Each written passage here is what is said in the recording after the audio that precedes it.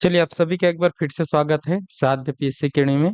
और सभी स्टूडेंट को गुड आफ्टरनून। जितने भी साथी हमारे साथ इस क्लास के माध्यम से जुड़ेंगे तो आप सभी का स्वागत रहेगा। और सभी से रिक्वेस्ट रहेगा कि जो भी क्लास में एक बार जुड़ गए होंगे वो एक बार अपनी तरफ से ऑडियो वीडियो को देख लेंगे, सभी चीज़ें स्पष्ट पहुंच रही कि नहीं पहुंच रही है। कुछ दिक्कत है किसी भी चीज़ में ऑडियो या फिर वीडियो में तो जल्दी यहाँ पर बताएंगे। इधर से तो सभी चीज़ें सही हैं, एक बार कंफर्म करेंगे। चलिए प्रेरणा साहू जुड़ चुके हैं, गुड आफ्टरनून आपको भी। और भी बाकी बच्चे जुड़ चुके हैं तो सभी से रिक्वेस्ट है आप सभी एक बार बता देंगे अ, सभी चीज़ों को लेकर।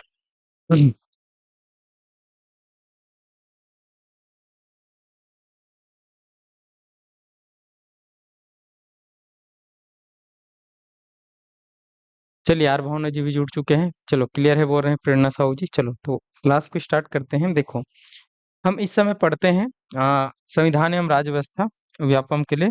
और हम सभी अभी संविधान एवं राज्य व्यवस्था में एक टॉपिक पढ़ रहे हैं, संविधान का संवैधानिक विकास क्रम। ठीक है, कॉन्स्टिट्यूशनल डेवलपमेंट हम पढ़ रहे हैं। तो उनमें हमने स्टार्ट किया था 1600 से लेकर, और हम कल की क्लास में पहुंच चुके थे 1861 के भारत परिषद अधिनियम में। कल मैंने आपको बताया कि चार्टर एक्ट क्या होता है, भारत शासन अधिनियम क्या होता है और भारत परिषद अधिनियम क्या होता है। इन सब चीजों को कल हम चर्चा कर चुके थे और हम आए हुए थे एक टॉपिक, एक अधिनियम जिसका नाम था 1861 का। ठीक है, चलिए एक हम देख रहे थे यहाँ पर 1861 का भारत परिषद अधिनियम। ठीक है, चलिए 1861 का भारत परिषद अधिनियम। ठीक है, ये हम चर्चा कर रहे थे 1861 का भारत परिषद अधिनियम, इस पर हम देख रहे थे पिछले क्लास में, यहाँ तक हम आए हुए थे।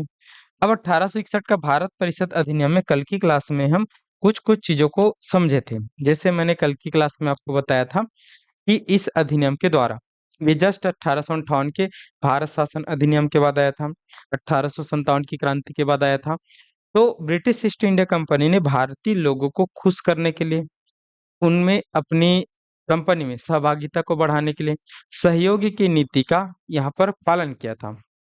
तो यह पहला अधिनियम था जिसमें इन्होंने सहयोग की नीति के तहत काम किया, भारतीयों को अपने काउंसिल में लिया। जैसे कल मैंने आपको बताया था कि जो गवर्नर जनरल है उसको अब हम वायसराय बोलना चालू कर चुके थे 1858 के अधिनियम के द्वारा। तो वायसराय पे परिषद में यहाँ पर एक सदस्य को बढ़ाया गया, तो चार हुआ करता था तो उसमें एक सदस्य को बढ़ाकर यहाँ पर वायसराय की परिषद में पांच सदस्य हुआ करते थे। अब इन पांच सदस्यों के अलावा जो वायसराय है वो अतिरिक्त सदस्यों को भी जोड़ सकता था। किनको जोड़ सकता था? वो अतिरिक्त सदस्य को जोड़ सकता था, न्यूनतम 6 और अधिकतम 12 अतिरिक्त सदस्यों को जोड़ने का उनके पास यहाँ पर अधिकार दिए गए। और ये सभी सदस्य मिलकर, ये पांच गवर्नर जनरल काउंसिल वाले, ये न्यूनतम 6 और अधिकतम 12 और एक खुद वायसराय, ये सब मिलकर एक केंद्रीय परिषद का निर्माण करेंगे, एक विधायिका का काम करेंगे। और ये जो लोग हैं, ये पांच और एक वायसराय, ये कार्यपालिका का काम करेंगे, ये हमको देखा था। और मैंने आपको बताया था कि इसमें भारतीय लोग भी चुने जाएंगे। इसमें किन का चुनाव होगा? इसमें भारतीय लोगों को भी नियुक्ति किया जाएगा, ये हमने देखा था। और इसी परिप्रेक्ष्य में हमने देखा था कि यहाँ पर तीन भारतीयों की नियुक्ति भी किया गया था, जैसे पटियाला के राजा, जैसे बनारस के राजा और सर दिनकर राव। इन सब की नियुक्ति यहाँ पर की गई थी, इन सब की यहाँ पर नियुक्ति की गई थी, ये आपको देखना है। अब उसके बाद मैंने आपको बताया था कि कल पढ़ेंगे करके, आज हम इससे आगे देखते हैं इस 1861 के भारत परिषद अधिनियम में और क्या क्या चीजें हुआ था, इन सब चीजों को हम आगे देखते हैं। चलिए तो हम आगे देखते हैं। तो इस 1861 के भारत परिषद अधिनियम में यहाँ पर बहुत सारी चीजों को किया गया था। जैसे वायसराय की शक्ति में बहुत ज्यादा बढ़ोतरी किया गया था। लिखते हैं वायसराय की शक्ति में बढ़ोतरी, एक मिनट। वायसराय, वायसराय की शक्तियों में बढ़ोतरी, वायसराय की शक्तियों में बढ़ोतरी। ठीक है, वायसराय की शक्तियों में बढ़ोतरी किया जाएगा। ठीक है, ये हमको देखना है। अब वायसराय की शक्ति में बढ़ोतरी किया जाएगा तो कौन कौन से चीजों को वायसराय को दिया जाएगा, कौन कौन से शक्तियां उनका बढ़ाया जाएगा, ये हम समझते हैं, देखने की कोशिश करते हैं। ठीक है, चलो तो वायसराय की शक्ति में बढ़ोतरी किया गया तो कुछ कुछ चीजें यहाँ पर वायसराय को दिया जाएगा। जैसे वायसराय को अध्यादेश जारी करने का अधिकार दिया गया, वायसराय को अध्यादेश जारी करने का, ऑर्डिनेंस, वायसराय को अध्यादेश जारी करने की शक्ति दिया गया।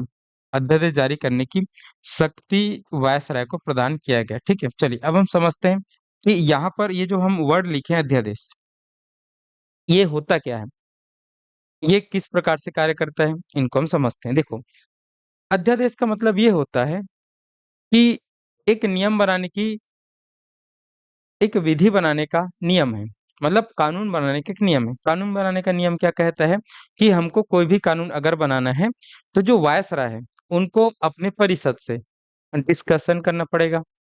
अब वो परिषद के जो लोग हैं वो हाँ बोलते हैं, तब जाकर वो कानून बनेगा। कानून बनाने का जो प्रोसेस है वो सभी लोगों को पूछना पड़ेगा और उनकी सहमति लेनी पड़ेगी, तभी जाकर आज कानून बनता है। जैसे आज अगर हम देखें कि आज हमारी जो विधायिका है, हमारी जो विधायिका है, कल मैंने आपको बताया था विधायिका होता क्या है, कार्यपालिका होता क्या है और न्यायपालिका होता क्या है। तो हमारी जो विधायिका है वो संसद है। हमारी विधायिका कौन सा है? संसद है। और इस संसद के 3 अंग आते हैं, मैंने बताया था, लोकसभा, राज्यसभा और राष्ट्रपति आते हैं, प्रेसिडेंट आते हैं। तो भारत में जो कानून है वो संसद बनाती है और वो किसी भी सदन में लाया जा सकता है, फिर उनको दूसरे सदन में ले जाया जाता है और दोनों सदनों से पास होने के बाद राष्ट्रपति के हस्ताक्षर से कानून बनता है। ये हमको समझना है। अब कोई कानून बनता है तो एक लेंदी प्रोसेस है। लेंदी प्रोसेस है कहने का मतलब है पहले हम उसको एक सदन में लाएंगे, फिर वहां उसके बारे में चर्चा होगी, फिर उसके बारे में जब चर्चा होती है ना, तो वहां से अगर ये पास होता है तब ये जाता है दूसरे सदन में, फिर दूसरे सदन में भी उसके बारे में चर्चा होती है, कुछ काट छांट किया जाता है और फिर वहां से पास होता है, तब जाता है वो राष्ट्रपति के पास। और राष्ट्रपति फिर उसको पढ़ता है, क्या है, सही कानून बना है कि नहीं बना है, कि कुछ गलत तो नहीं किया है, राजनीति से प्रेरित होकर तो नहीं किया। तो ये भी पढ़ता है और इनको जब लगता है तब वो हाँ बोलते हैं, तब जाकर वो कानून बनता है। तो कानून निर्माण की जो प्रक्रिया है वो थोड़ा सा टाइम टेकिंग भी है, मतलब टाइम लगने वाला भी समय। इस प्रोसेस में कई बार तो 3 महीने लग जाते हैं, कई बार 6 महीने लग जाते हैं और कई बार 1 साल लग जाते हैं। विधि बनाना एक टाइम टेकिंग वाला प्रोसेस है। लेकिन अब होता क्या है, कई बार जरूरत पड़ जाती है हमको तुरंत एक्शन लेने की, तुरंत कोई कानून बनाने की। तो तुरंत कानून बनाने की जब जरूरत पड़ जाती है, जैसे कोरोना टाइम आया था, कोरोना टाइम में हमको तुरंत तुरंत कोई कानून बनाने की जब जरूरत पड़ गई थी, तब आप देख रहे थे कि कोरोना टाइम में किसी भी व्यक्ति का घर से बाहर निकलना मना था। तो यहाँ पर ये लोकसभा के 543 मेंबर हैं, राज्यसभा के 245 मेंबर है, तो ये सब अपने अपने घरों में थे। तो क्या ये कानून बनाने के लिए संसद में जाते? नहीं जाते। उस समय अगर कानून बनाने की कोई जरूरत पड़ती तो उस समय इन सबको ना बुलाकर एक और छोटा प्रोसेस भारत के संविधान में रखा गया है, जो इसी अधिनियम से आगे बढ़ेगा, जिसको हम बोलते हैं अध्यादेश, जिसको हम बोलते हैं ऑर्डिनेंस। और ये अध्यादेश जो होता है ना, वो केवल अभी भारत में वर्तमान में राष्ट्रपति जारी कर सकता है, राज्यों के लिए राज्यपाल जारी कर सकता है, और उस समय वायसराय को अध्यादेश जारी करने की शक्ति प्रदान किया गया था। और ये अध्यादेश विशेष परिस्थिति में जारी किया जा सकता था कि जब विधि बनाने का त्वरित डिसीजन लेना है, तब वायसराय तुरंत कोई विधि बनाएगा और बोलेगा कि ये अध्यादेश है, और उस अध्यादेश को विधि बन जाएगा, उसमें किसी को पूछने की भी जरूरत नहीं है, जब जरूरत पड़ी तब। तो आज भी भारत के संविधान में हम देखेंगे कि अध्यादेश की शक्ति राष्ट्रपति को है आर्टिकल 123 के तहत, और राज्यपाल को है राज्य के लिए आर्टिकल 213 के तहत। ये हमको समझना है। और जब विशेष परिस्थिति में, जब संसद का सत्र न चल रहा हो, लोकसभा और राज्यसभा का, विधानसभा का सत्र न चल रहा हो, तब राष्ट्रपति और राज्यपाल कोई अध्यादेश जारी कर सकता है जिसका वैल्यू सेम उसी प्रकार की विधि का होता है जैसे नियम से बनाया जाता है वैसा। तो अध्यादेश जारी करने की शक्ति राज्यपाल को दे दी गई, और ये अध्यादेश जारी करने की शक्ति जो राज्यपाल को दी गई, अगर राज्यपाल इसके तहत कोई अध्यादेश जारी करता है तो उनकी वैलिडिटी 6 माह की होती थी। कितने माह की होती थी? 6 माह की होती थी। ये आपको समझना। तो आपसे क्वेश्चन पूछा जाता है कि अध्यादेश जारी करने की शक्ति वायसराय को कौन से अधिनियम से प्राप्त हुआ था? तो आपको बताना है 1861 के भारत परिषद अधिनियम से वायसराय को अध्यादेश जारी करने की शक्ति प्राप्त हुआ था। ध्यान आपको रखना है, समझते हुए जाना। ठीक है, ये हो गया। अब उसके बाद अगर हम देखें तो वायसराय को और शक्ति ये दे दिया गया कि जो अब प्रांत है, जो भारत में जो प्रांत है, जो राज्य जो अंग्रेज जीत चुके हैं, तो प्रांतों की सीमाओं में ये परिवर्तन कर सकते हैं, प्रांतों की सीमाओं में परिवर्तन कर सकते हैं। किसी भी राज्य को यहाँ पर वो छोटा कर सकते हैं, किसी भी राज्य को वो बड़ा कर सकते हैं। साथ ही साथ वहां पर जो प्रशासक होते हैं, जो प्रमुख व्यक्ति होते हैं, उनकी भी नियुक्ति ये वायसराय करेगा। तो प्रशासकों की नियुक्ति का भी अधिकार, प्रशासकों की नियुक्ति की भी शक्ति किनको दे दिया गया? इस वायसराय को दे दिया गया। तो वायसराय को समझना है कि प्रांतों की सीमाओं में परिवर्तन कर सकता है, प्रशासकों की नियुक्ति भी कर सकता है, ये सब शक्ति वायसराय को दे दिया गया। ये आपको देखना है। अब आगे अगर हम देखें तो इतना चीज इंपॉर्टेंट है, ये आपको समझते हुए जाना है, ठीक है। चलो, तो वायसराय की शक्ति में बढ़ोतरी किया गया, अध्यादेश जारी करने की शक्ति और प्रांतों की सीमा में परिवर्तन और वहां के प्रशासकों की नियुक्ति की यहाँ पर बात किया गया। इंपॉर्टेंट है, ध्यान आपको रखना है, समझते हुए आपको जाना है। एक और चीज बहुत ज्यादा इंपॉर्टेंट है, इसी अधिनियम के द्वारा मंत्रिमंडलीय व्यवस्था शुरू की, इसको बहुत ज्यादा बार पूछा गया। मंत्रिमंडलीय व्यवस्था शुरू की गई। कौन सी व्यवस्था शुरू की गई? मंत्रिमंडलीय व्यवस्था शुरू की गई। पोर्टफोलियो सिस्टम शुरू किया गया, ये आपको समझना है। अब मंत्रिमंडलीय व्यवस्था क्या है? जैसे आज आप देखते हो ना कि आज हमारे देश में एक प्रमुख है, प्रधानमंत्री, लेकिन उनके सहायता के लिए भी और मंत्रिमंडल है। जैसे जो मंत्रिमंडल है, जो मंत्रिमंडल के जो लोग होते हैं वो अलग अलग विभाग को संभालते हैं। कोई शिक्षा विभाग का संभालते तो शिक्षा मंत्री है, कोई गृह विभाग को संभालते तो गृह मंत्री है, कोई स्वास्थ्य विभाग को संभालते तो स्वास्थ्य मंत्री, कोई उद्योग विभाग को संभालते तो उद्योग मंत्री, कोई पर्यटन को संभालते तो पर्यटन मंत्री है, कोई रेल को संभालता तो रेल मंत्री। तो इस प्रकार से पहले ऐसा नहीं था, वायसराय ही हर चीज को देखा करता था, हर पूरा सब चीज को वही देखा करता था। तो उससे क्या होगा, क्या वो हर जगह अपना दिमाग लगा पाएगा, हर चीज में उनका एकदम डायरेक्ट कंट्रोल हो पाएगा? नहीं हो पाएगा। तो फिर यहाँ पर मंत्रिमंडलीय व्यवस्था शुरुआत किया गया कि जो वायसराय के काउंसिल में जो लोग हो गए उनको अलग अलग विभाग को दे दिया गया। अब अलग अलग विभाग को जब दे दिया गया तो एक ही व्यक्ति एक विभाग को देखता है, तो उससे चीजें बहुत अच्छी तरीके से होती है। और आज भी ये मंत्रिमंडलीय व्यवस्था चलती है, आप देखेंगे कि आपको समझना है। तो मंत्रिमंडलीय व्यवस्था की शुरुआत इस 1861 के अधिनियम से होती है। बताइए, ये व्यापम का हो रहा है, आपको किनका क्लास करना है? सहायक शिक्षक। तो वहाँ पे जो मैम होंगे ना, बैठे हैं वहाँ पे? हाँ, नहीं मैम यहाँ पे बैठे रिसेप्शन में, उनसे पूछ लीजिए कि मैं इस सहायक शिक्षक का वो करने आया हूँ, क्या कहे करके, ठीक है। ये व्यापम का है, एक बार पूछ लीजिए उनसे, ठीक है।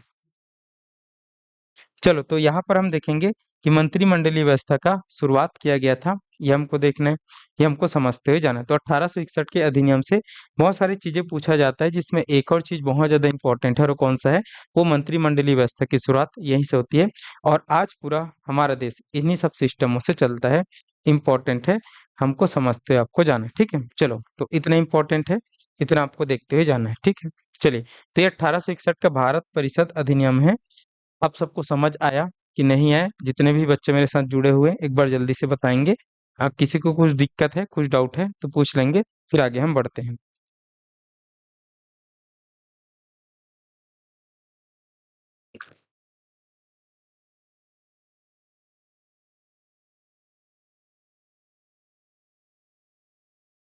चलो, कमेंट करेंगे जल्दी से, जितने भी साथी हमारे साथ जुड़े हैं एक बार बता देंगे। क्या यहाँ तक आप सबको क्लियर है बातें, या किसी को कुछ डाउट है, कुछ समझ नहीं आ रहा है? तो एक बार जल्दी से कंफर्म करेंगे, फिर हम आगे बढ़ते हैं।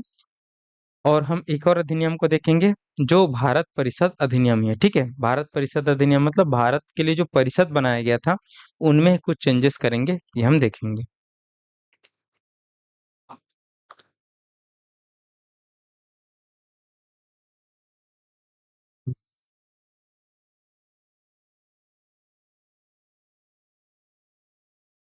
चलो, एक बार और बता दिया जाएगा। बफरिंग हो रहा है क्या यहाँ पर? वीडियो चिपक रहा है आप लोग एक बार बताएंगे।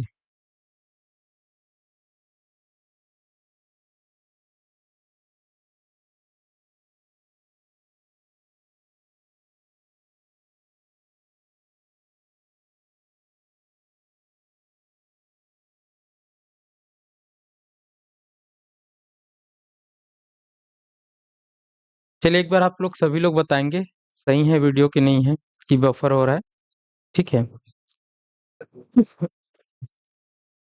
ठीक है, चलो ठीक है ना। चलो आगे बढ़ते हैं, देखो यहाँ पर और समझा देते हैं। देखो, मैंने आपको बताया था कि 1861 के भारत परिषद अधिनियम में यहाँ पर वायसराय की शक्ति में बहुत ज्यादा बढ़ोतरी किया गया था। जैसे मैंने आपको बताया कि एक शक्ति इनको दिया गया था अध्यादेश बनाने की, मतलब एक टेम्पररी कानून बनाने की शक्ति विशेष परिस्थितियों में वायसराय बना सकता था, ये मैंने बताया। और कानून कैसे बनते हैं उसका एक प्रोसीजर होता है जिसमें लंबा टाइम लगता है, ठीक है।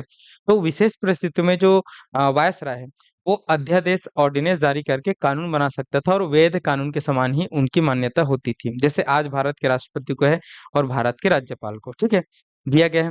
प्रांतों की सीमा में परिवर्तन कर सकता है वायसराय, कोई भी प्रांत है ना, तो उस प्रांतों की सीमाओं को छोटा कर सकता है, दो राज्यों को मिलाकर एक बड़ा राज्य बना सकता है। साथ ही साथ वहां पे जो प्रांतों को संभालने वाले जो गवर्नर है, जो प्रशासक है, उनकी भी ये नियुक्ति कर सकता है, ये भी अधिकार वायसराय को दे दिया गया।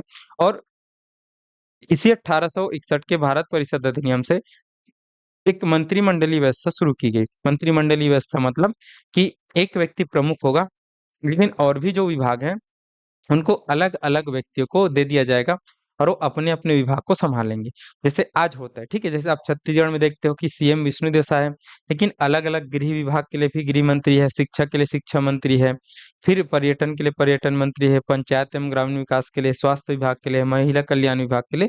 तो इस प्रकार से मंत्रिमंडलीय व्यवस्था की भी शुरुआत होती है 1861 के भारत परिषद अधिनियम से। क्वेश्चन बहुत ज्यादा पूछा गया है, ध्यान आपको रखना है। चलिए बताएंगे कौन पूछे थे, कल्याणी साहू जी। यहाँ तक आपको क्लियर हुआ कि नहीं हुआ, एक बार जल्दी से बताएंगे, ठीक है। चलो अब हम आगे देखते हैं। नेक्स्ट नेक्स्ट यहाँ पर आता है 1892 का भारत परिषद अधिनियम। चलिए नेक्स्ट अब हम देखते हैं 1892 का भारत परिषद अधिनियम। भारत परिषद अधिनियम, ठीक है, चलिए देखेंगे 1892 का भारत परिषद अधिनियम। देखो अब मैं यहाँ पर आपको भारत परिषद अधिनियम लिख रहा हूँ, कई जगह पर मैं आपसे भारत शासन अधिनियम लिखूंगा, तो आपको समझना है कि वो भारत शासन अधिनियम जहां पर भी हम लिखे ना, तो भारत के शासन से संबंधित है। और अगर हम भारत परिषद लिखे तो भारत में शासन करने के लिए जो इंडिया काउंसिल बनाई गई, भारत परिषद बनाया गया जिसका एक सचिव है और बाकी और अन्य 15 सदस्य है, तो उनके लिए और वायसराय की शक्तियों में कम ज्यादा किया जाएगा, तो भारत परिषद अधिनियम। तो इसमें आप समझेंगे कि परिषद में कुछ कुछ चेंजेस किया जाएगा, ठीक है, भारत के शासन में नहीं, सबको समझना है। चलिए तो हम यहाँ पर देखते हैं कि इसमें क्या चीज होता है। तो मैंने आपको बताया था कि इसके पहले थोड़ा सा आप समझना 1861 में क्या चीजें किया गया था। 1861 में मैंने आपको बताया था कि एक वायसराय रहेगा, एक कौन रहेगा, वायसराय रहेगा। और वायसराय की कार्यकारिणी में इनके परिषद में मैंने आपको बताया कि एक सदस्य को बढ़ा दिया गया है और 4 से बढ़ाकर 5 कर दिया गया। साथ ही साथ अतिरिक्त सदस्य भी और जोड़े जा सकते हैं, जिसमें न्यूनतम 6 और अधिकतम 12, जिसमें भारतीयों की भी नियुक्ति किया जा सकता है। तो 3 भारतीयों की नियुक्ति किया गया था इसके अंतर्गत, ये हमने समझा था, ठीक है। आगे अगर हम देखेंगे 1892 के अधिनियम से, तो 1892 के अधिनियम से यहाँ पर जो अतिरिक्त सदस्य है, इन अतिरिक्त सदस्यों की संख्या को बढ़ा दिया गया। क्या कर दिया गया, फिर से बढ़ा दिया गया। अब यहाँ पर लिखते कितना बढ़ा दिया गया, तो वायसराय का जो परिषद है ना, तो इस वायसराय के परिषद में, एक मिनट, इस वायसराय के परिषद में अतिरिक्त सदस्यों की संख्या, किनकी संख्या, अतिरिक्त सदस्यों की संख्या, अतिरिक्त सदस्यों की संख्या बढ़ा दी गई, ठीक है। और अतिरिक्त सदस्यों की संख्या जो 6 से 12 थी, न्यूनतम 6 होना था, अधिकतम 12 होना था, तो अब इनको बढ़ाकर न्यूनतम 10 और अधिकतम 16 कर दिया गया। मतलब अब वायसराय अपने परिषद में न्यूनतम अतिरिक्त 10 सदस्य रख सकते हैं और अधिकतम कितने रख सकते हैं, तो अधिकतम रख सकते हैं 16। तो इससे पूछा जाता है आपसे क्वेश्चन कि कौन से अधिनियम से अतिरिक्त सदस्यों की संख्या 12 से बढ़ाकर 10 से 16 कर दिया गया था। तो आपको बताना है वो कौन है, वो 1892 का भारत परिषद अधिनियम, जिसमें अतिरिक्त सदस्यों की संख्या 12 से बढ़ाकर 10 से 16 कर दिया गया था। इंपॉर्टेंट है, ध्यान आपको रखते हुए जाना, ठीक है। आगे बढ़ते हैं। अब आगे जब हम बढ़ते हैं तो यहाँ पर देखेंगे ये जो सदस्य है, ये जो सदस्य अतिरिक्त सदस्य ना, तो इन अतिरिक्त सदस्यों की शक्तियों में वृद्धि किया गया, ठीक है। चलिए लिखते हैं, अतिरिक्त सदस्यों की, अतिरिक्त सदस्यों की शक्ति में वृद्धि किया गया, अतिरिक्त सदस्यों की, अतिरिक्त सदस्यों की शक्तियों में वृद्धि किया गया। देखो ये जो अतिरिक्त सदस्य है ना, इनको कोई भी अधिकार नहीं था किस प्रकार का, किसी भी तरीके से कोई भी निर्णय लिया जा रहा है उसमें वोट करने का। ये सब चीज में सहायता करेंगे लेकिन वोट नहीं करेंगे, सलाह देंगे, लेकिन इसकी सलाह बाध्यकारी नहीं था वायसराय और उनके परिषद के लिए। तो यहाँ पर इन सदस्यों को भी शक्ति दी गई, 1892 के भारत परिषद अधिनियम में। और इसके लिए आपको थोड़ा सा सिनेरियो समझना पड़ेगा, क्यों क्यों किया जा रहा है इसके लिए। तो इसके पीछे रीजन है यहाँ पर कांग्रेस की स्थापना। किसकी स्थापना? कांग्रेस की स्थापना। आप सभी को पता होगा भारतीय राष्ट्रीय कांग्रेस की स्थापना 1885 को हुई थी। और 1885 को जब भारतीय राष्ट्रीय कांग्रेस की स्थापना हुई थी, तो उसके बाद कांग्रेस में भारत के बहुत सारे नेता जुड़े। और बहुत सारे नेता जुड़ने के बाद उन लोगों ने भारत में क्या क्या चीजें गलत हो रहा है, क्या क्या चीजें अंग्रेज गलत कर रहे हैं, तो उन लोगों ने आवाज उठाना चालू किया। और 1885 से कांग्रेस ने ही मांग किया था कि जो गवर्नर जनरल की जो काउंसिल है ना, इसमें भारतीयों की नियुक्ति किया जाए। तो 3 भारतीयों की नियुक्ति किया गया था 1861 में।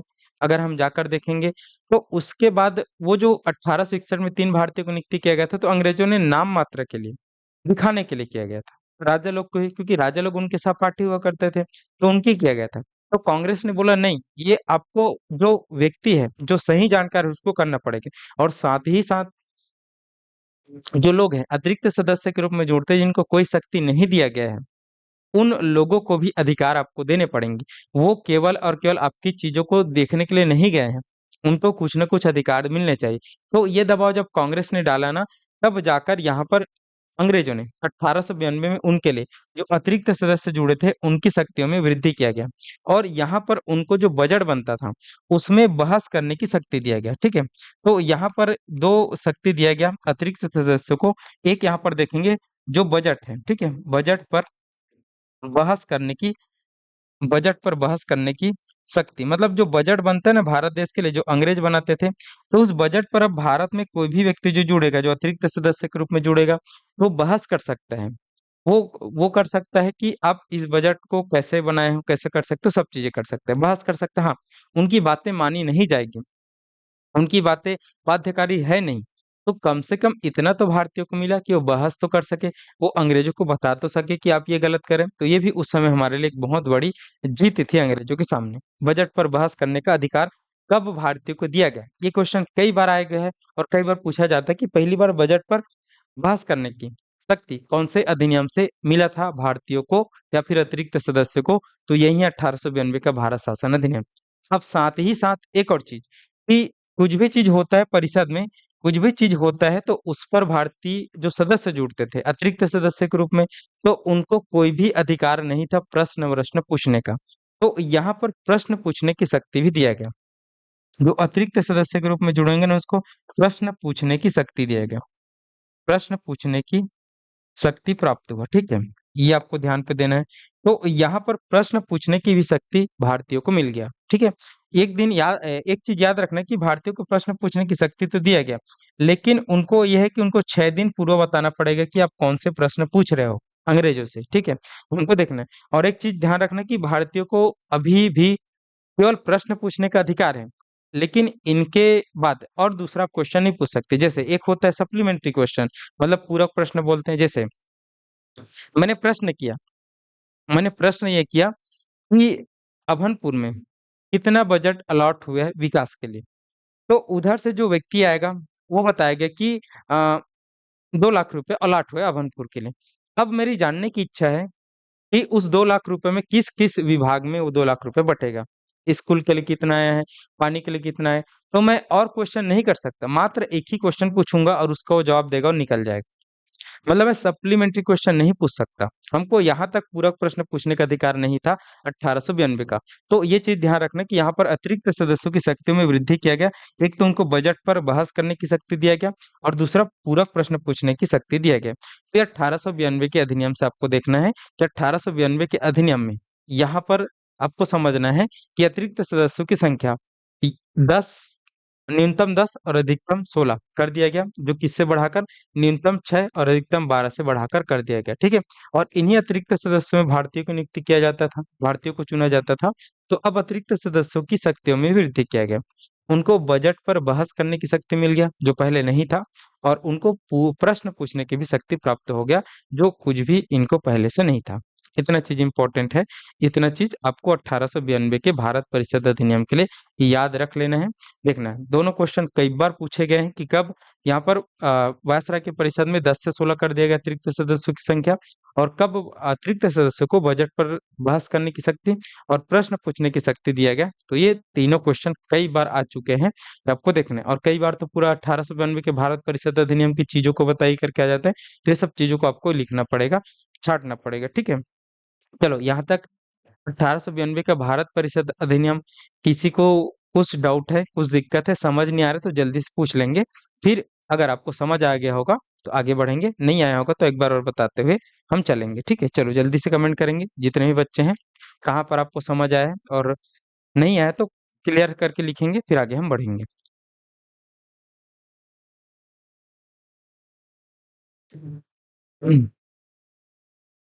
चलिए जितने बच्चे हैं एक बार बता देंगे।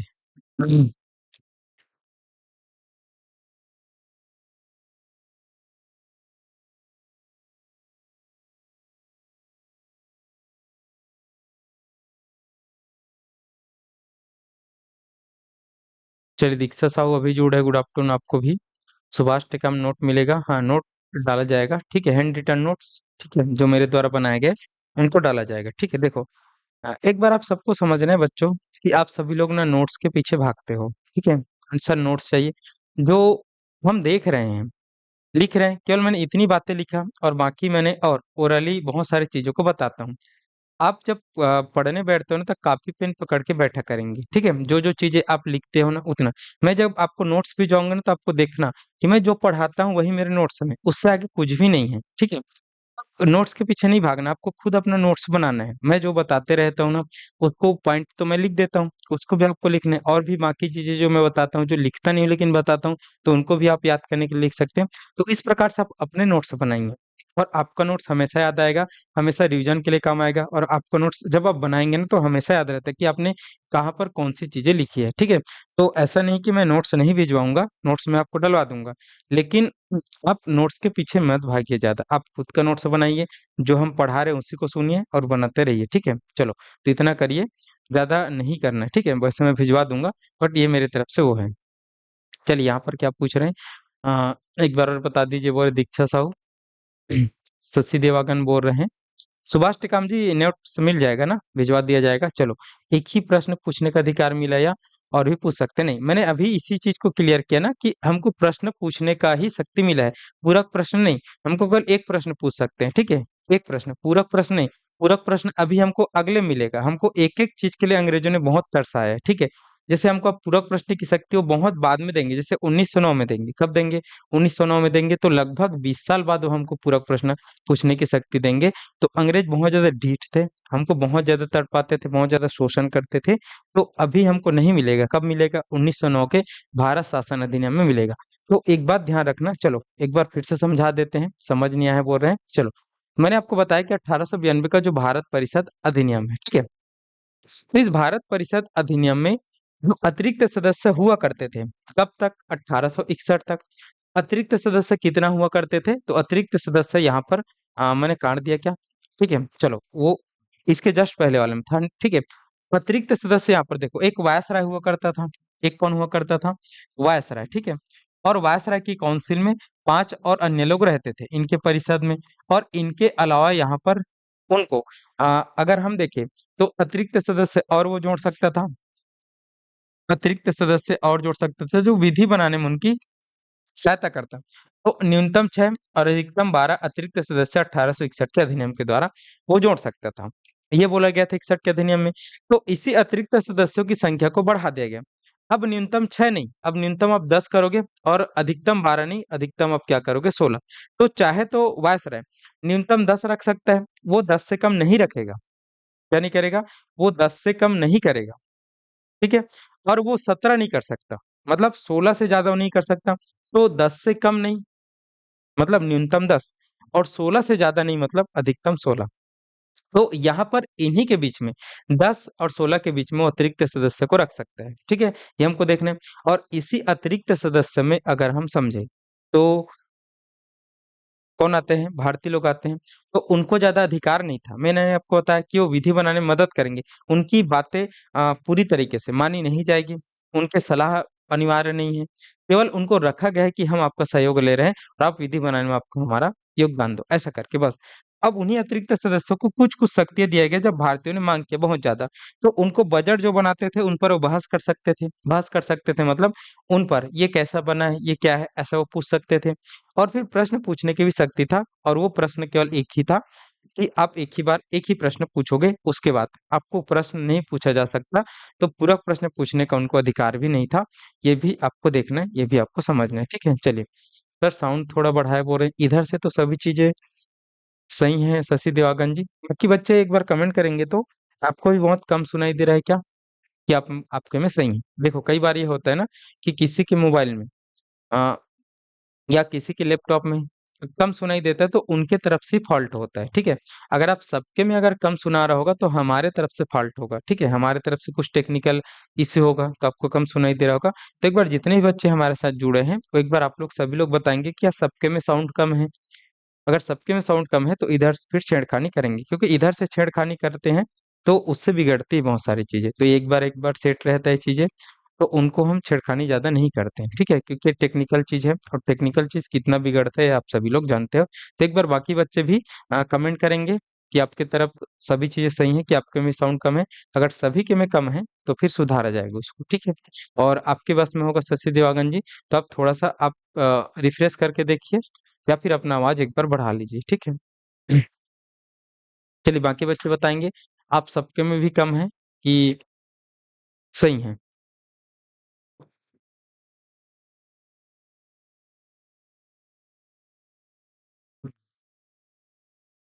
चलो बाकी लोग तो क्लियर है बोल रहे हैं, ठीक है। चलो आप एक बार अपना रिफ्रेश करके देखिएगा शशि देवांगन जी, ठीक है, या फिर बैक होके पूरा से चालू करिएगा, तो अच्छा ना चालू हो जाएगा। चलो यहाँ तक समझ आ गया सबको।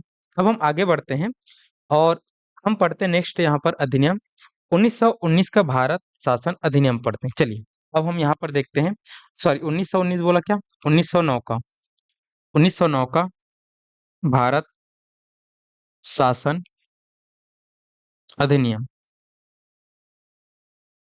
चलिए यहाँ पर हम देखते हैं 1909 का भारत शासन अधिनियम और पढ़ते हैं। देखो यहाँ पर मैंने इसको भारत शासन लिखा है, तो अब आपको ये समझ आ गया हो कि ये भारत की शासन पद्धति में कुछ ना कुछ ये परिवर्तन लेकर आएगा। भारत का जो शासन चल रहा था उसमें ये कुछ कम ज्यादा करेगा, ठीक है। और वो जो परिषद बोलते हैं, तो वो परिषद में कम ज्यादा करता है, ये आपको समझना। चलिए तो 1909 का जो भारत परिषद अधिनियम, सॉरी 1909 का जो भारत शासन अधिनियम है, तो इसका एक प्रचलित नाम है, एक लोकप्रिय नाम है, इसको मार्ले मिंटो सुधार के नाम से जाना जाता है। किसके नाम से जाना जाता है? मार्ले मिंटो सुधार के नाम से जाना जाता है। इसको हम बोलते हैं मार्ले मिंटो सुधार, क्योंकि आपसे क्वेश्चन पूछा जाता है कि किस अधिनियम को, या फिर किस भारत शासन अधिनियम को मार्ले मिंटो सुधार के नाम से जाना जाता है, या फिर आपसे कई बार मार्ले मिंटो सुधार की प्रमुख विशेषता क्या थी ये भी पूछा जाता है। तो मार्ले मिंटो जो सुधार है, मार्ले मिंटो जो रिफॉर्म है, वो 1909 का भारत शासन अधिनियम को ही कहा जाता है। क्यों? क्योंकि इस समय जो भारत के सचिव थे, भारत सचिव जिसको हम बोलते हैं, जॉन मार्ले नाम था, और भारत के उस समय जो वायसराय थे वो लॉर्ड मिंटो थे। तो अब दो व्यक्ति थे जो प्रमुख हुआ करते थे भारत के शासन को लेकर, एक भारत में रहने वाला भारत का वायसराय, और एक ब्रिटेन में रहने वाला भारत का सचिव। और भारत का सचिव हमेशा भारत के वायसराय से कनेक्ट रहता था, टच में रहता था क्या हो रहा है करके। तो ये दोनों लोग ही नियम कानून बनाते थे, ये आपको समझना है। तो इसलिए इस एक्ट को, इस अधिनियम को, इस 1909 के भारत शासन अधिनियम को मार्ले मिंटो सुधार के नाम से जाना जाता है। जस्ट इसके 10 साल बाद एक और आएगा, ठीक है, 1919 का भारत शासन अधिनियम, जिसको कहा जाता है, उस समय दो व्यक्ति और थे, एक सचिव था और एक यहाँ पर वायसराय था, तो उसको हम मॉन्टेग्यू चेम्सफोर्ड बोलते थे। उनको क्या बोलते थे हम? मॉन्टेग्यू चेम्सफोर्ड सुधार बोलेंगे, ठीक है। चलो तो यहाँ पर मार्ले मिंटो सुधार के नाम से इसको जाना जाता है, या फिर मार्ले मिंटो अधिनियम के नाम से जाना जाता है, किसको? 1909 के भारत शासन अधिनियम को ध्यान आपको रखना है, समझते हुए आपको जाना है, ठीक है। चलो आगे बढ़ते हैं। उस समय भारत के, अगर हम देखें सचिव तो जॉन मार्ले था, और भारत का जो वायसराय था वो लॉर्ड मिंटो था, समझना है, ठीक है। चलिए अब इनके प्रमुख प्रावधानों पर हम जाते हैं कि 1909 का भारत शासन अधिनियम में कौन कौन से प्रमुख प्रावधान यहाँ पर लाए गए थे, उनको हम देखते हैं। अगर प्रमुख प्रावधान देखें 1909 के भारत शासन अधिनियम में, तो प्रमुख प्रावधान देखेंगे तो यहाँ पर जो परिषद है, जो वायसराय की परिषद थी, उसमें बहुत ज्यादा सीटों में बढ़ोतरी कर दिया गया था। किसमें बढ़ोतरी कर दिया गया था? बहुत ज्यादा सीटों में बढ़ोतरी। देखो, तो वायसराय की परिषद में सीटों में बढ़ोतरी किया गया था। वायसराय की परिषद में वायसराय की परिषद में सीटों में बढ़ोतरी कर दिया गया था। ठीक है, सीटों में बढ़ोतरी किया गया था। अब देखो, मैंने इससे पहले 1892 का बताया था। तो वायसराय की परिषद में न्यूनतम 10 और अधिकतम कितने हो सकते थे अतिरिक्त सदस्य? यहाँ पर इतने हो सकते थे, न्यूनतम 10 और अधिकतम 16। तो अब इनको भी बढ़ाकर एक बहुत लंबा चौड़ा बना दिया गया। अब ये बोला गया कि अब वायसराय की जो परिषद है, उसके सीट अब बहुत ज्यादा बढ़ोतरी कर दिया गया। जैसे इसमें बोला गया कि अब इसमें न्यूनतम 16 रहेंगे और अधिकतम 60। तो देखो, यहाँ पर कई गुना बढ़ा दिया गया था। न्यूनतम अब कितना रहेगा? 60। और अधिकतम कितना रहेगा यहाँ पर? तो न्यूनतम 60 और अधिकतम, एक मिनट, न्यूनतम 16 रहेगा और अधिकतम 60 रहेगा। ये आपको समझना है, ये आपको देखते हुए जाना है। लेकिन एक चीज यहाँ पर लिखना है कि आधे सदस्यों का अगर हम देखें, तो यहाँ पर 60 अधिक रहेंगे और 16 न्यूनतम रहेंगे। इसमें एक और पॉइंट लिखना है कि सरकारी सदस्यों का बहुमत रहेगा। किनका बहुमत रहेगा? सरकारी सदस्यों का बहुमत रहेगा। ये हमको समझना है। ठीक है, सरकारी सदस्यों का बहुमत रहेगा। अब ये सरकारी सदस्यों का बहुमत रहेगा, ये किस प्रकार की बातें हैं, ये किस प्रकार की चीजें हैं, इनको हम समझेंगे अभी जस्ट कुछ समय बाद। ठीक है, पहले हम लिख लेते हैं प्रावधान को। तो यहाँ पर वायसराय की परिषद में बहुत ज्यादा वृद्धि किया गया और सदस्य संख्या को न्यूनतम 10 और अधिकतम 16 से बढ़ाकर न्यूनतम 16 और अधिकतम कितना रख दिया गया? 60 कर दिया गया। एक बहुत लंबा चौड़ा बढ़ोतरी कर दिया गया। ये आपको ध्यान पे रखना है। उसके बाद दूसरा दूसरा अगर हम देखें, तो जो प्रत्यक्ष निर्वाचन है, प्रत्यक्ष निर्वाचन प्रारंभ में लेकिन मताधिकार सीमित था। तो अब इन सदस्यों की नियुक्ति के लिए निर्वाचन किया जाएगा। ठीक है, इन सदस्यों की जो नियुक्ति पहले वायसराय करता था। कौन करता था? वायसराय कर देता था, वायसराय चुन लेता था। लेकिन अब इन सदस्यों के लिए यहाँ पर निर्वाचन होगा। ठीक है, इन सदस्यों के लिए निर्वाचन होगा और वो निर्वाचन कौन करेगी? भारत की जनता करेगी। तो उसको प्रत्यक्ष हम बोल रहे हैं, लेकिन उस समय जो निर्वाचन होता था, वो सीमित मताधिकार के अंतर्गत होता था। किसके अंतर्गत होता था? सीमित मताधिकार। इसको भी हम समझेंगे कैसा सीमित मताधिकार है और कैसे निर्वाचन की बात कर रहे हैं, ये हमको देखना है। अब आते हैं एक और, जो 1892 के भारत परिषद अधिनियम से जुड़ा हुआ था। जैसे मैंने आपको बताया था कि उस समय अतिरिक्त सदस्यों को बजट पर बहस करने की शक्ति मिला था और वो कोई भी प्रश्न पूछ सकते हैं, ये शक्ति मिला था। लेकिन अब यहाँ पर उन सदस्यों की शक्ति में और वृद्धि किया गया। जैसे उनको 3 प्रकार के और अधिकार बढ़ा दिए गए अतिरिक्त सदस्यों को। किसको? अतिरिक्त सदस्यों को, जिसमें लोग भारतीयों को चुनते थे। 3 प्रकार के अधिकार बढ़ा दिए। जैसे अभी तक केवल उनको बजट पर बहस करने की शक्ति था, लेकिन अब उनको बजट पर विवेचना करने की शक्ति दे दिया गया। क्या करने की शक्ति? बजट पर विवेचना। अब ये बजट पर विवेचना क्या होती है? देखो, बजट पर बहस करना मतलब ये होता है कि बजट की सारी चीजों को यहाँ पर देखना कि क्या गलत है क्या सही है। लेकिन बजट पर विवेचना करने की बात अगर हम देखेंगे, तो बजट पर विवेचना ये बताता है कि यहाँ पर वो बजट किस प्रकार से बना है, किस लिए बना है और कैसा उनका इंटेंशन रहने वाला है। तो ये कहलाता है विवेचना। विवेचना मतलब उस बजट की अब आप पूरी तरीके से निंदा भी कर सकते हो। जैसे कई बार होता है ना कि सरकार जब बजट लाती है, तो जो विपक्ष है, जो अभी सरकार में नहीं है, वो बोलते कि इस बजट में कुछ भी नहीं है हमारे लिए, ये पूरी तरीके से एक प्रकार का बेकार बजट है। ऐसी आप विवेचना करने की शक्ति भारतीय अर्थात अतिरिक्त सदस्यों को दिया गया। हमको देखना है। अब यहाँ पर उन सदस्यों को इससे पहले 1892 में केवल और केवल प्रश्न पूछने का अधिकार दिया गया था। तो अब उनको पूरक प्रश्न भी पूछने का अधिकार दिया गया। कौन सा प्रश्न? पूरक प्रश्न पूछने का अधिकार। तो ये दोनों क्वेश्चन को आप एक बार एक जगह पे लिख लेना कि भारतीय सदस्य अर्थात अतिरिक्त सदस्यों को, वायसराय के अतिरिक्त सदस्यों को प्रश्न पूछने का अधिकार कहाँ से दिया गया था? 1892 के भारत परिषद अधिनियम से दिया गया। लेकिन पूरक प्रश्न पूछने का अधिकार या फिर पूरक प्रश्न पूछने की शक्ति उनको कहाँ से दिया गया था? तो उनको दिया गया था 1909 के भारत शासन अधिनियम से। ये आपको समझना है, ये आपको देखना है, ठीक है। और एक उनको बजट पर बहस करने की शक्ति था, लेकिन यहाँ से उनको बजट पर विवेचना करने की भी शक्ति था। इंपॉर्टेंट है, ध्यान आपको रखना है, समझते हो, आपको जाना है, ठीक है। अब तीसरा अगर हम देखेंगे तो यहाँ पर लोकहित के मामलों पर, अब ये लोग लोकहित के जो मामले हैं, ठीक है, कौन से मामले हैं, लोकहित के मामलों पर ये बहस कर सकते हैं और प्रस्ताव भी ला सकते हैं, लोकहित के मामलों पर, ठीक है। लोकहित के मामलों पर, लोकहित के मामले क्या होते हैं, जो जनता से जुड़े हुए जो मामले हैं ना, जैसे कई बार अंग्रेज किसी का पानी बंद कर दे रहे हैं, कई बार अंग्रेज किसी को बहुत ज्यादा मार रहे हैं, पीट रहे हैं भारतीय जनता को, तो लोकहित है, जो लोक चीजों से संबंधित है। तो उस मामलों पर ये लोग यहाँ पर बजट सॉरी बहस कर सकते हैं यहाँ पर, इस केंद्रीय विधानसभा में, और साथ ही साथ कुछ कुछ प्रस्ताव भी ला सकते हैं।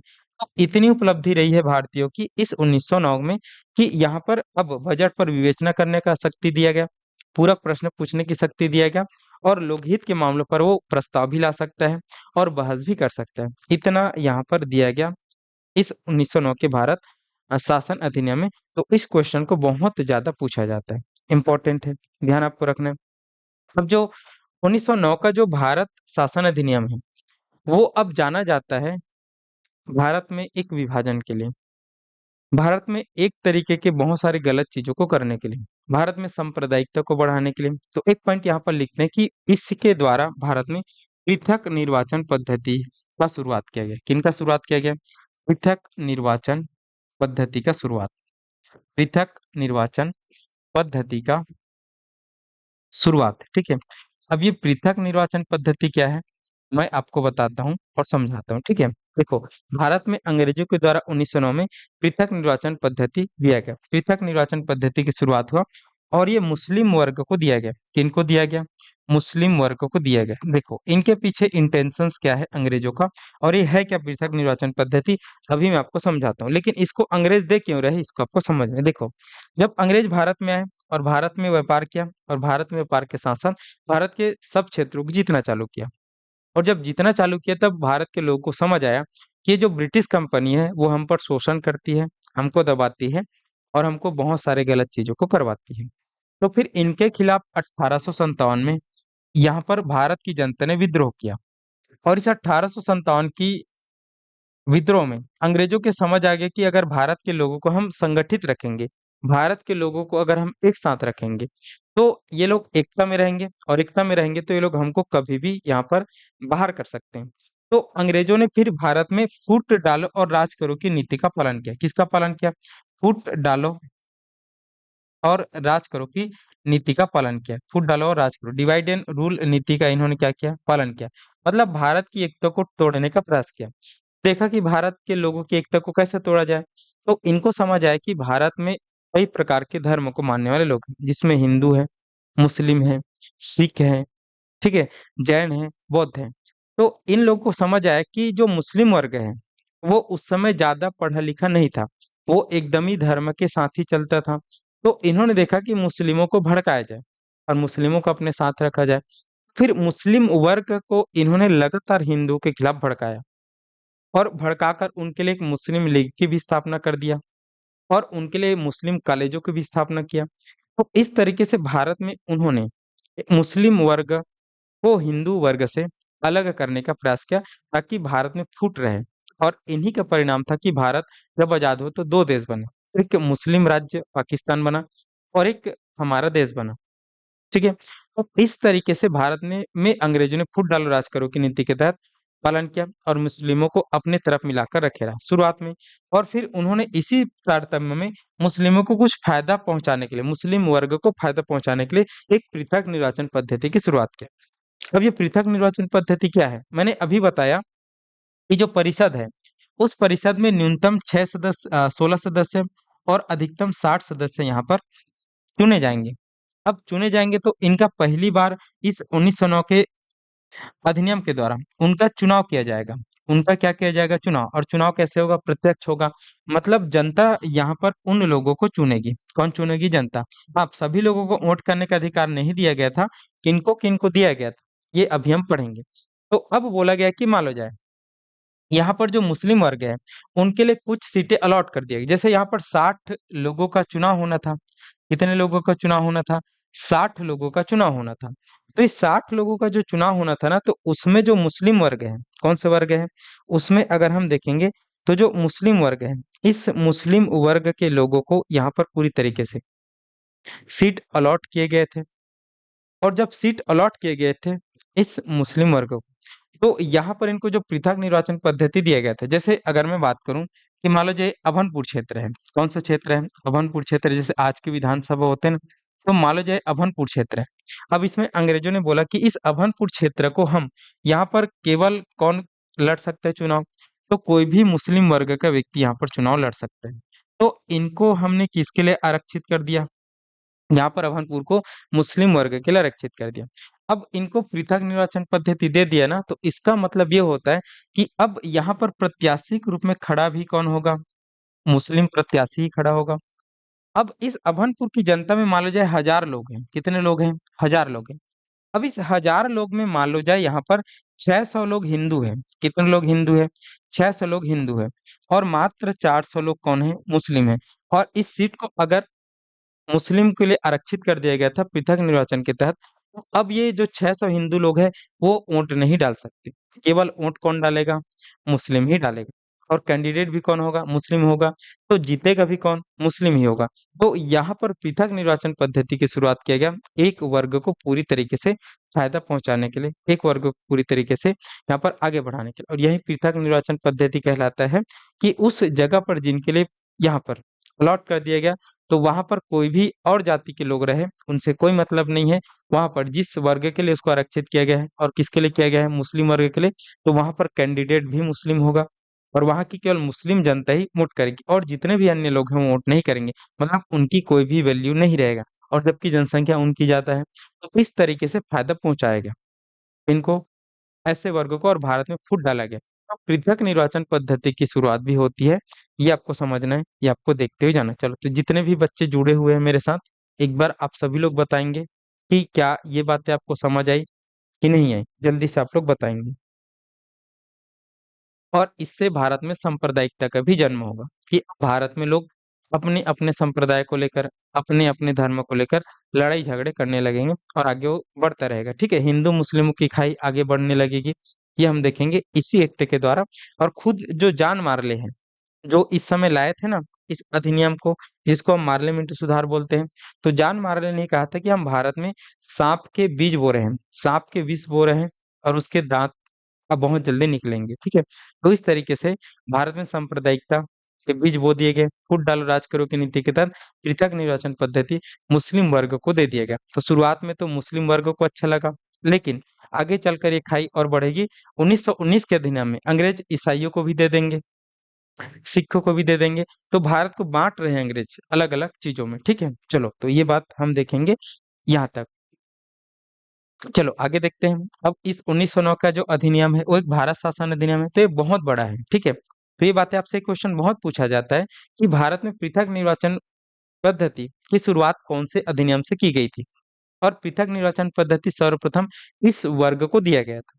तो भारत में पृथक निर्वाचन पद्धति की शुरुआत 1909 के भारत शासन अधिनियम अर्थात पार्लियामेंट सुधार से दिया गया था, और मुस्लिम वर्ग को पहली बार पृथक निर्वाचन पद्धति दिया गया था। इम्पोर्टेंट है, इतना चीज आपको ध्यान पे होना चाहिए। बहुत ज्यादा एक क्वेश्चन को दोहराया गया है, पूछा गया है। ठीक है, ये हमको देखने। अब एक और चीज बहुत ज्यादा इंपॉर्टेंट है, कौन सी चीज यहाँ पर इंपॉर्टेंट है, देखते हैं। अब ये पहली बार हो रहा है कि वो वायसराय की कार्यकारिणी परिषद में एक भारतीय को शामिल किया जा रहा है, समझते हैं। ठीक है, पहली बार, प्रथम बार, प्रथम बार वायसराय की कार्यकारिणी में, प्रथम बार वायसराय की कार्यकारिणी में। ठीक है, प्रथम बार वायसराय की कार्यकारिणी में भारतीय सदस्य का चुनाव किया जा रहा है, मतलब भारतीय सदस्य की नियुक्ति किया जा रहा है। ठीक है, चलिए देखते हैं, भारतीय सदस्य की नियुक्ति किया जा रहा है। ठीक है, चलिए देखते हैं। प्रथम बार वायसराय की कार्यकारिणी में भारतीय सदस्य की नियुक्ति। अब आप ये बोलेंगे सर आपने तो एक जगह बताया था 1861 के भारत परिषद अधिनियम में कि पहली बार वायसराय की जो काउंसिल है, जो परिषद, उसमें 3 भारतीयों को चुना गया था, जिसमें आपने पटियाला के राजा को बताया था, बनारस के राजा को बताया था, और सर दिनकर राव को बताया था। तो देखो दोनों बातें अलग अलग, कैसी अलग अलग बात। मैंने आपको बताया कि एक वायसराय है, एक वायसराय जो प्रमुख होता था, ठीक है। और इनके सहायता के लिए मैंने बताया कि और अन्य सदस्य होते थे जिनकी संख्या हम पढ़ चुके हैं, 5 तक है। कितना तक है? 5 तक है। और अतिरिक्त सदस्य ये वो जोड़ सकते हैं। जैसे हमने देखा कि अतिरिक्त सदस्य वो 1861 के अधिनियम के द्वारा न्यूनतम 6 और अधिकतम 12 जोड़ सकते थे। फिर उसके बाद इसको बढ़ाकर 1892 में अब उन्होंने बोला कि न्यूनतम 10 और अधिकतम आप 16 रख सकते हो। और अभी यहाँ पर बोला गया 1909 में कि अब न्यूनतम 16 और अधिकतम आप 60 रख सकते हो। तो ये अतिरिक्त सदस्य है। ये कौन है? ये अतिरिक्त सदस्य है। ये वायसराय की कार्यकारिणी में है, लेकिन ये अतिरिक्त सदस्य के रूप में है। इनके पास कोई पावर्स नहीं है, ठीक है। ये केवल सदस्य के रूप में काम करेंगे, अपना बहुत सारे चीज को योगदान देंगे, लेकिन इनके पास न तो वोट देने का अधिकार है और न ही ज्यादा इधर उधर करने का अधिकार। तो पावरफुल कौन है? हमेशा यही है, तो उनके परिषद के जो लोग हैं, ठीक है, ये हमको देखना है। और इन दोनों को मिलाकर हम इसको कार्यकारिणी बोलते हैं, और बाकी सबको मिलाकर हम विधायिका बोलते हैं। ये हमको समझना है। तो पावरफुल ये कार्यकारिणी, इन सदस्य को वोट करने का अधिकार है, सब चीज का अधिकार, मतलब यही मंत्री लोग हैं। अब हमने देखा कि 1861 के भारत परिषद अधिनियम के द्वारा जो 3 लोगों को जोड़ा गया था, वो इस वाले में जोड़ा गया था जिनका कोई वैल्यू नहीं रहता था, केवल नाम मात्र के लिए जोड़ दिया गया था कि हम भारतीयों का सहयोग ले रहे हैं, ऐसा करके। अब पहली बार ऐसा हो रहा है कि इस वाले में जो कार्यकारिणी वाले हैं ना, उसमें एक भारतीय सदस्य को जोड़ा जा रहा है। ये एक बहुत बड़ी उपलब्धि है और एक बहुत बड़ा डिसीजन है। और ऐसा जुड़ने वाला जो व्यक्ति है वो एसपी सिन्हा थे। ऐसा जुड़ने वाला पहला व्यक्ति कौन था वायसराय की कार्यकारिणी में? तो उसका नाम है एसपी सिन्हा, सत्येंद्र प्रसाद सिन्हा इनका पूरा नाम है, आप लिख सकते हैं। तो आपसे क्वेश्चन पूछा जाता है कि वायसराय की कार्यकारिणी में पहली बार कब एक भारतीय सदस्य को जोड़ा गया था? तो आपको बताना है 1909 का भारत शासन अधिनियम। और वायसराय की कार्यकारिणी में जुड़ने वाला पहला भारतीय सदस्य कौन था? तो उसको आपको बताना है, एसपी सिन्हा थे, सत्येंद्र प्रसाद सिन्हा थे। इंपॉर्टेंट है, ध्यान आपको रखते हुए जाना है, ठीक है। ये हो गया, ये आपको समझना है। चलो, ये बात आपको समझ आया कि नहीं आया? जितने भी बच्चे हैं जल्दी से बताएंगे।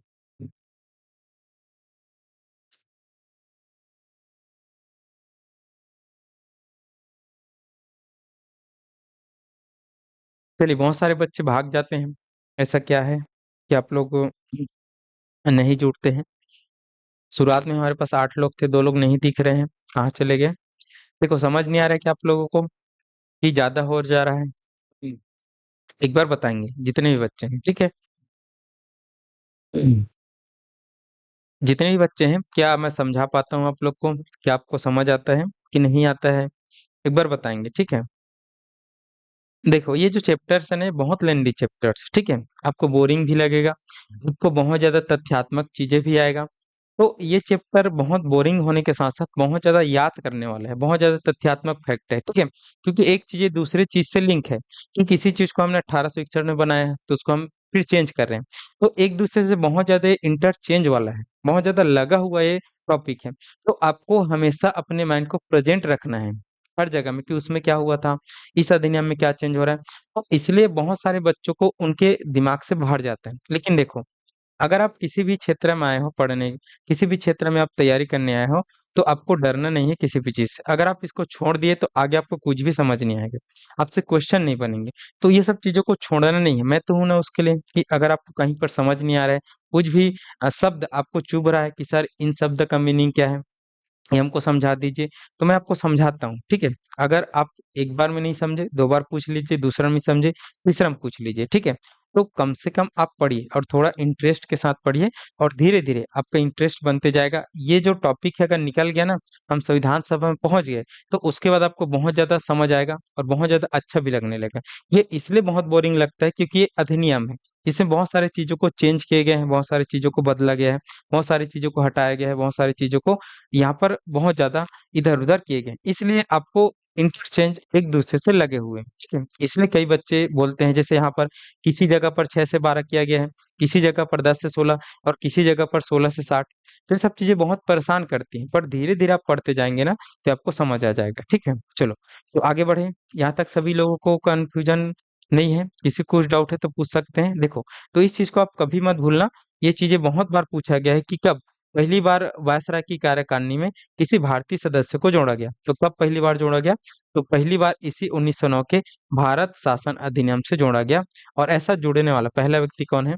तो ये पहला व्यक्ति है एसपी सिन्हा, सत्येंद्र प्रसाद सिन्हा। ये हो गया वायसराय की कार्यकारिणी। अब हम देखते हैं कि एक और यहाँ पर समूह होता था जो भारत के समस्याओं से संबंधित था, भारत पर शासन से संबंधित था, जिसको हम बोलते हैं भारत सचिव का पद। जिनको हम क्या बोलते हैं? भारत सचिव का पद।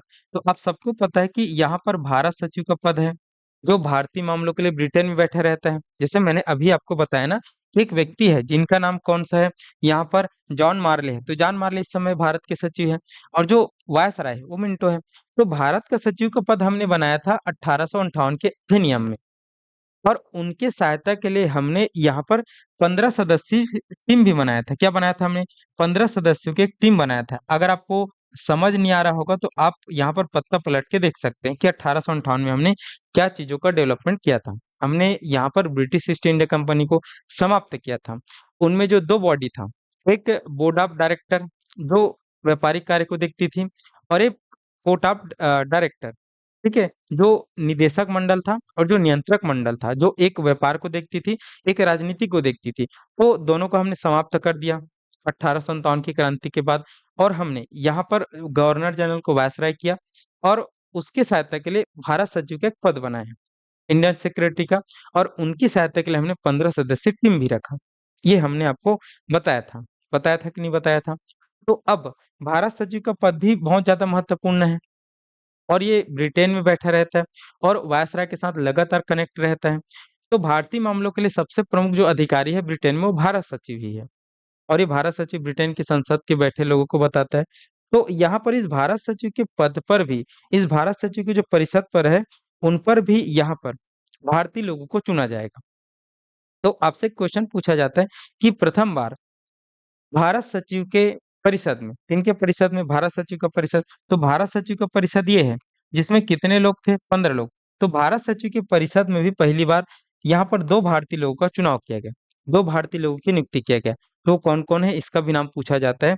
तो एक यहाँ पर आता है केसी गुप्ता। एक कौन आता है?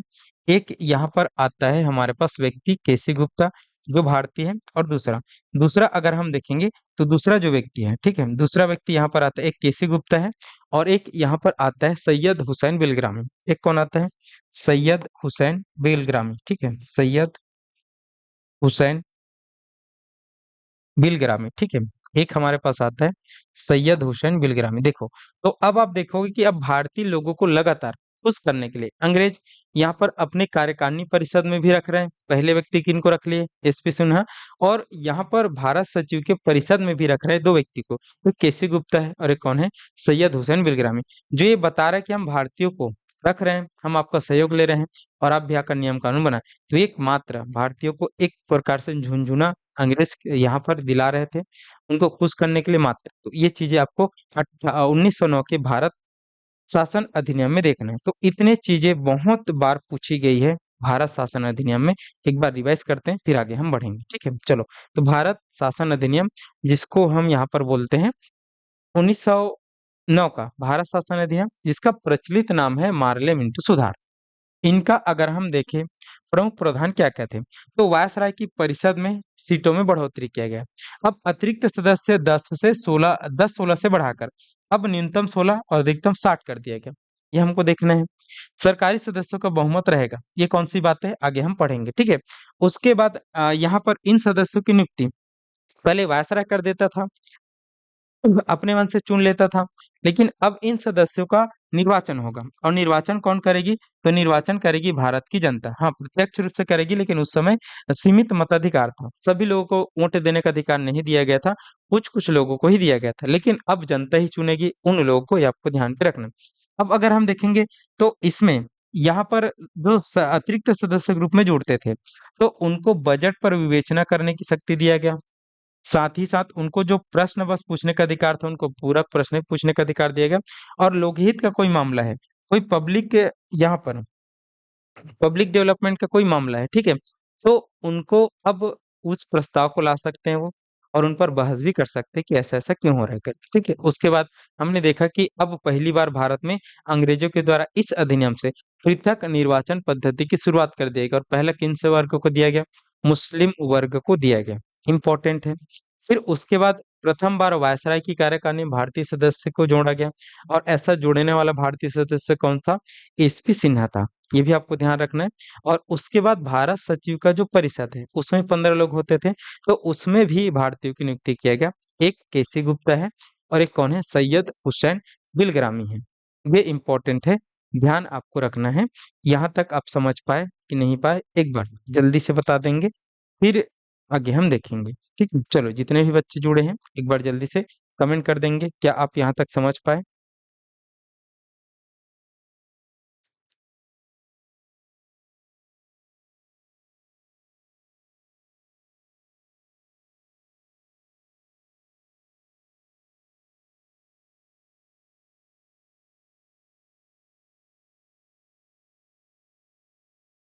चलिए, किसी को कुछ डाउट है, कुछ दिक्कत है?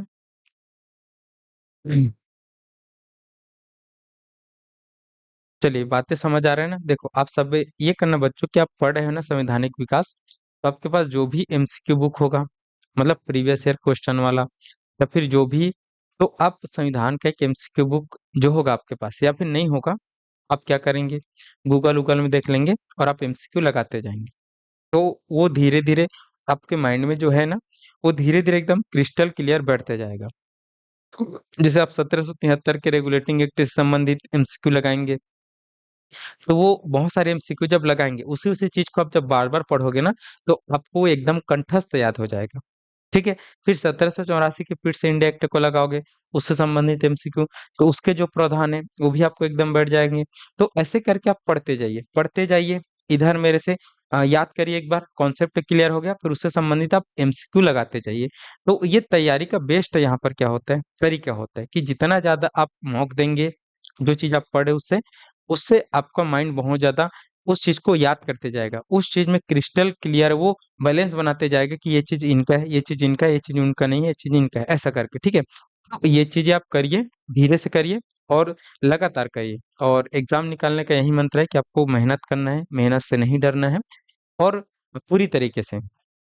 अभी का समय तो ऐसा है कि कंपटीशन इतना ज्यादा है, पोस्ट इतने कम है कि आपको, जब तक आप उनको आखिरी बार समझ के नहीं दोगे, तब तक नहीं निकलेगा। थोड़े बहुत में आप पढ़ते ही रहेंगे, 2 साल पढ़ेंगे, 3 साल पढ़ेंगे, 5 साल पढ़ेंगे, और पढ़ते पढ़ते आप यहाँ पर आपका एज भी निकल जाएगा। तो ये है, अगर आप कंपटीशन में उतरे हो, तब पूरी तरीके से यहाँ पर अवेयर होके रहो, मेहनत के साथ जुड़े रहो, तभी जाकर आपका निकलेगा एग्जाम। ठीक है, चलो, तो इतना ध्यान रखना। बहुत सारे बच्चे शुरुआत में पढ़ने आते हैं, शुरू शुरू में अच्छा पढ़ने, लेकिन उनको समझ आ जाता है कि नहीं होगा हमसे, बहुत सारे सब्जेक्ट है, बहुत कठिन सब्जेक्ट है, नहीं समझ आ रहा है, तो उन लोग का कभी नहीं निकले। जो रुकेगा, जो ठहरेगा, जो समझेगा कि नहीं सब हो जाएगा, उन्हीं का निकलेगा। ठीक है, चलो, तो ध्यान रखना।